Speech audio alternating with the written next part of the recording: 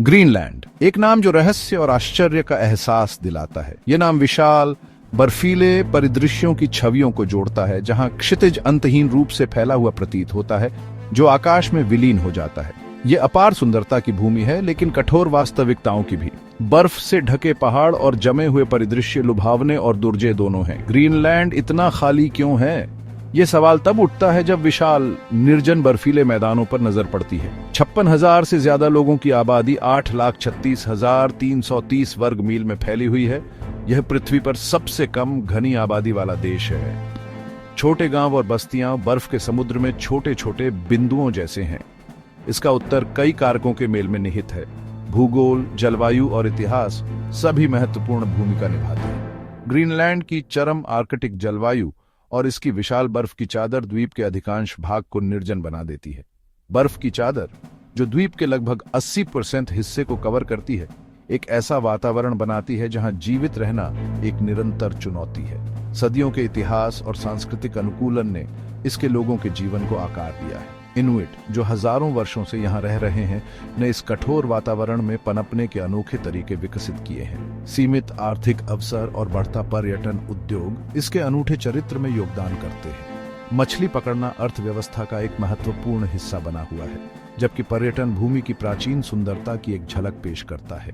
Greenland की कहानी असाधारण चुनौतियों के सामने मानवीय लचीलेपन का प्रमाण है। यहाँ के लोगों ने अपनी परंपराओं और जीवन के तरीके को बनाए रखते हुए अनुकूलन और जीवित रहना सीख लिया है। यह अनुकूलन उत्तरजीविता और प्रकृति की स्थायी शक्ति की कहानी है। राजसी हिमखंड और ग्लेशियर ग्रीनलैंडिक लोगों के लचीलेपन और ताकत के मूक गवाह के रूप में खड़े हैं। ग्रीनलैंड की सबसे खास विशेषता इसकी बर्फ की चादर है। यह जमे हुए पानी का एक विशालकाय जीव है, जो द्वीप के 80% हिस्से को कवर करता है। यह विशाल बर्फ की चादर ग्रीनलैंड में जीवन की प्रकृति को निर्धारित करती है। ग्रीनलैंड का केंद्र एक जमा हुआ रेगिस्तान है, निर्जन और बड़े पैमाने पर बेरोजगार। यहाँ तापमान बहुत कम हो जाता है, जिससे मानव जीवन असंभव हो जाता है। तटीय क्षेत्र जबकि थोड़े गर्म होते हैं, फिर भी लंबी कठोर सर्दियों के अधीन होते हैं। बर्फ की चादर की उपस्थिति प्रकृति की शक्ति की निरंतर याद दिलाती है। यह परिदृश्य को आकार देता है, मौसम को निर्देशित करता है और हर उस व्यक्ति के जीवन को प्रभावित करता है जो ग्रीनलैंड को घर कहता है। इनुइट, ग्रीनलैंड के मूल निवासी, सदियों से इस कठोर वातावरण में रहते आए हैं। उन्होंने अत्यधिक ठंड, सीमित संसाधनों और आर्कटिक परिदृश्य की चुनौतियों के अनुसार ढाल लिया है। उनका इतिहास लचीलेपन, साधन संपन्नता और भूमि से गहरे संबंध का है। पारंपरिक शिकार और मछली पकड़ने की प्रथाओं ने उन्हें पीढ़ियों तक जीवित रखा है। सदियों से चले आ रहे ज्ञान के माध्यम से पारित किया गया। 18वीं शताब्दी में शुरू हुए डेनिश उपनिवेशीकरण ने ग्रीनलैंड में महत्वपूर्ण बदलाव लाए, जबकि ग्रीनलैंड ने 1979 में स्वायत्तता प्राप्त की। डेनिश प्रभाव की विरासत आज भी महसूस की जाती है। भाग 4, एक कठोर वास्तविकता, ग्रीनलैंड की अर्थव्यवस्था। ग्रीनलैंड के पर्यावरण की कठोर वास्तविकताएं इसकी अर्थव्यवस्था में परिलक्षित होती हैं।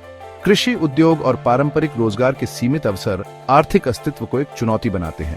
मछली पकड़ना, विशेष रूप से झींगा और हलीबूट के लिए ग्रीनलैंड की अर्थव्यवस्था की रीढ़ है, जो इसके निर्यात के एक महत्वपूर्ण हिस्से के लिए जिम्मेदार है। हालांकि मछली पकड़ने का उद्योग मछली के स्टॉक में उतार चढ़ाव के लिए अति संवेदनशील है, जिससे यह दीर्घकालिक आर्थिक स्थिरता के लिए एक अनिश्चित आधार बन जाता है। पर्यटन, जबकि अभी भी एक अपेक्षाकृत छोटा उद्योग है, आर्थिक विविधीकरण के लिए आशा की किरण प्रदान करता है। हालांकि ऐसे नाजुक वातावरण में स्थायी पर्यटन विकसित करने की चुनौतियां काफी हैं। भाग 5, बर्फ में एक झलक, ग्रीनलैंड में पर्यटन। ग्रीनलैंड की सुंदरता, अनोखी संस्कृति और अविश्वसनीय वन्य जीवन पर्यटकों की बढ़ती संख्या को आकर्षित कर रहे हैं। द्वीप के विशाल अछूते परिदृश्य रोमांच और खोज की भावना प्रदान करते हैं, जो कहीं और मिलना मुश्किल है। राजसी फ्योर्ड से लेकर विशाल बर्फ की चादरों तक, ग्रीनलैंड का हर कोना प्राकृतिक आश्चर्य और प्राचीन परंपराओं की कहानी कहता है। साहसिक चाहने वालों, प्रकृति प्रेमियों और वास्तव में लीक से हटकर अनुभव की तलाश करने वालों को इसके बर्फीले तटों की ओर आकर्षित किया जाता है। विशाल हिमखंडों के बीच कयाकिंग, ग्लेशियरों में लंबी पैदल यात्रा और दूर दराज के गांवों की खोज जैसी गतिविधियां एक अनूठा और अविस्मरणीय अनुभव प्रदान करती हैं। अलगाव की भावना और परिदृश्य की कच्ची खराब न हुई सुंदरता ग्रीनलैंड को कई लोगों के लिए एक स्वप्निल गंतव्य बनाती है। क्रूज जहाज ग्रीनलैंड के पर्यटन उद्योग में महत्वपूर्ण भूमिका निभाते हैं। हजारों आगंतुकों को छोटे गर्मी के महीनों के दौरान इसके तटीय अजूबों का अनुभव करने के लिए लाते हैं। ये तैरते हुए होटल पर्यटकों के लिए ग्रीनलैंड के ऊबड़ खाबड़ समुद्र तट के साथ कई स्थलों का पता लगाने का एक सुविधाजनक तरीका प्रदान करते हैं। नूक की हलचल भरी राजधानी से लेकर इलुलिसैट और काकोटॉक के शांत और सुरम्य शहरों तक। हालांकि नाजुक पारिस्थितिकी तंत्र को संरक्षित करने के लिए इन बड़े जहाजों के पर्यावरणीय प्रभाव का प्रबंधन करना महत्वपूर्ण है। इन जहाजों का मद्देनजर समुद्री जीवन को बाधित कर सकता है और बढ़ी हुई मानवीय गतिविधि नाजुक आर्कटिक पर्यावरण के लिए खतरा पैदा करती है। ग्रीनलैंड की प्राकृतिक विरासत की रक्षा की आवश्यकता के साथ पर्यटन के आर्थिक लाभों को संतुलित करना आवश्यक है।